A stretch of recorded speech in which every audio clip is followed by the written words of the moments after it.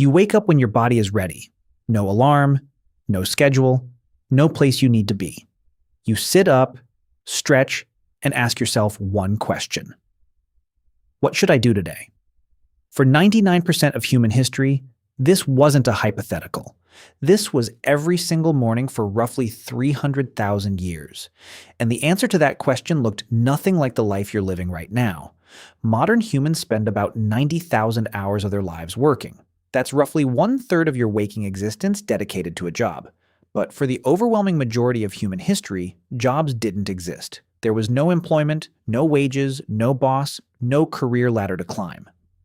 So what did people actually do all day? Let's start with what we know for certain. In 1963, archaeologist Richard Lee conducted a study that would change how we understand prehistoric life. He tracked the daily activities of the Doju Hoansi people in Botswana, one of the few remaining groups still living in a way that resembles pre-agricultural human life. He found that adults spent about 2.5 days per week acquiring food. That's roughly 17 hours. The rest of the time they did whatever they wanted. And here's the important part. This pattern shows up everywhere anthropologists look.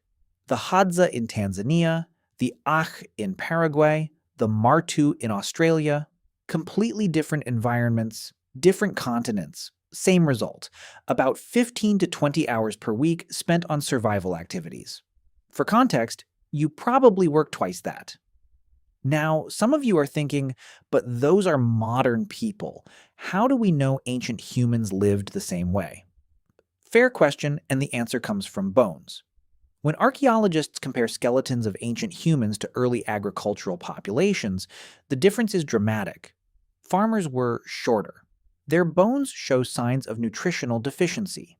Their teeth were riddled with cavities from grain-heavy diets. They had arthritis in their spines from repetitive labor, and they died younger. Ancient human skeletons, taller, stronger, healthier teeth, less joint damage. Their bones tell a clear story. They were doing less repetitive physical labor, not more. But the most fascinating evidence comes from something archaeologists found that shouldn't exist if survival was a constant struggle. Art.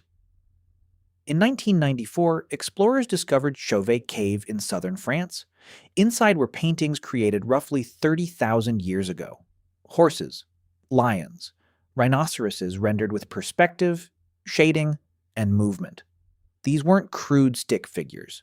This was sophisticated art that required skill, planning, and most importantly, time. Someone spent hours, maybe days, deep inside a cave by firelight painting animals on a wall. Not for survival, not for food, for beauty, for meaning, for something to do.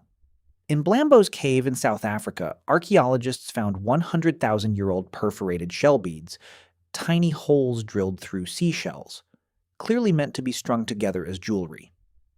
The nearest coastline was 20 kilometers away.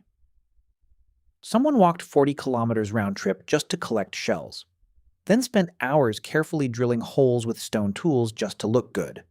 In 2008, researchers found a 40,000-year-old flute carved from a vulture bone in Germany. 5 finger holes, perfectly spaced. Whoever made this understood music. They understood pitch. And they spent significant time crafting it. Not for hunting, not for defense, for music.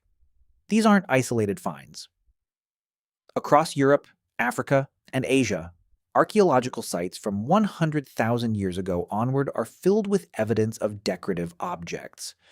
Carefully crafted tools far more elaborate than necessary for survival, and items that required hours of focused work with no immediate practical benefit.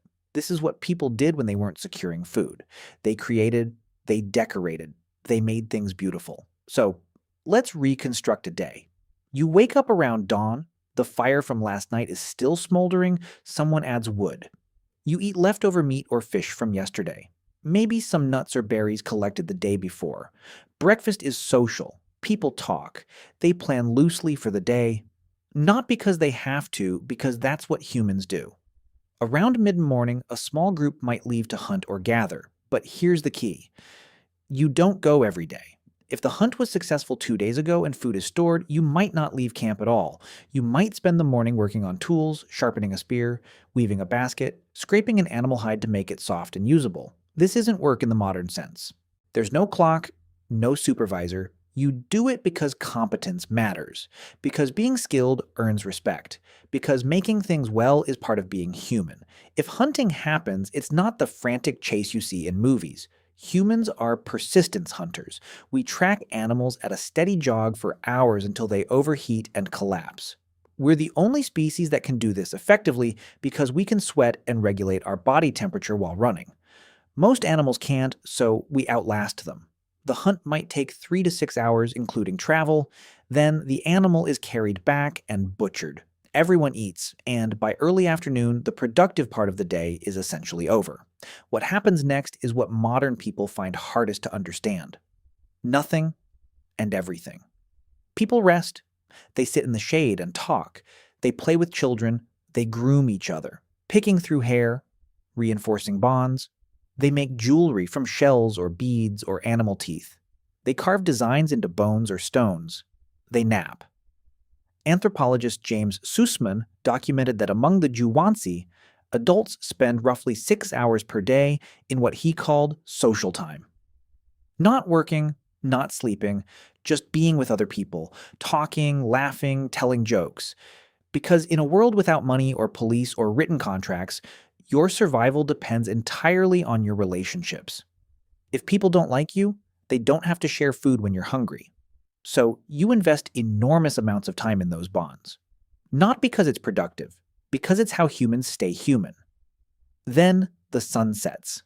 And this is when something remarkable happens. In 2014, anthropologist Polly Wiesner analyzed hundreds of hours of conversation recordings from the hoansi. During the day, conversations were practical. Who saw animal tracks where? Which plants were ready for harvest? Complaints about someone not sharing fairly. But at night around the fire, 81% of conversations shifted to stories. Myths about how the world began, tales of ancestors who did impossible things, jokes that made everyone laugh, adventures from far away. Wiesner argued that this is where human culture was actually born. Gods, spirits, the past, the future, things you can only think about when your stomach is full and you're safe. And people didn't go to sleep and stay asleep the way you do now. Historical records from medieval Europe and sleep studies from the 1990s confirm that before artificial light, humans slept in 2 phases. First sleep for about 4 hours, then a wakeful period of 1 to 2 hours in complete darkness, then second sleep for another 4 hours. So here's what a full day looked like. About 4 to 6 hours securing food or making tools. About 6 hours in social interaction, storytelling, grooming, playing about 8 hours sleeping in 2 separate phases, and the resting, sitting, watching clouds, doing nothing in particular, existing without needing to justify your existence through productivity. Then, about 10,000 years ago, something changed. Humans in the Fertile Crescent began planting seeds and domesticating animals. Agriculture is a trap. Once you start farming, you can feed more people. More people means you need more food. More food means more farming. Within a few generations, populations exploded and there was no going back because now there were too many mouths to survive by hunting and gathering. You were locked in. And farming required far more labor. Plowing, planting, weeding, harvesting, storing, defending crops from animals and raiders. The skeletal evidence is unambiguous. Early farmers worked harder, ate worse, and died younger than the hunter-gatherers who came before them. But the population kept growing, and with larger populations came specialists, toolmakers, potters, weavers, inventors, then soldiers, priests, administrators, and eventually jobs, employment, the idea that your time belonged to someone else in exchange for resources. By the time we built cities, the original human lifestyle was gone, replaced by schedules, obligations, the need to work most of your waking hours just to survive in the system we created. Today you spend 90,000 hours working. Your ancestors spent way less. You sleep in one block and call waking up at 2 a.m. Insomnia. They slept in 2 phases and used the middle hours for reflection.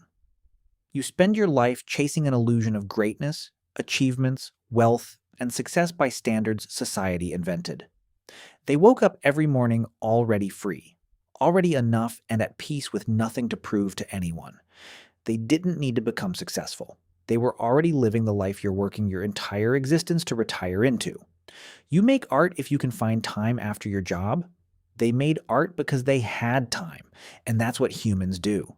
We're not a different species, but we live so differently from how humans lived for 99% of our existence that we might as well be.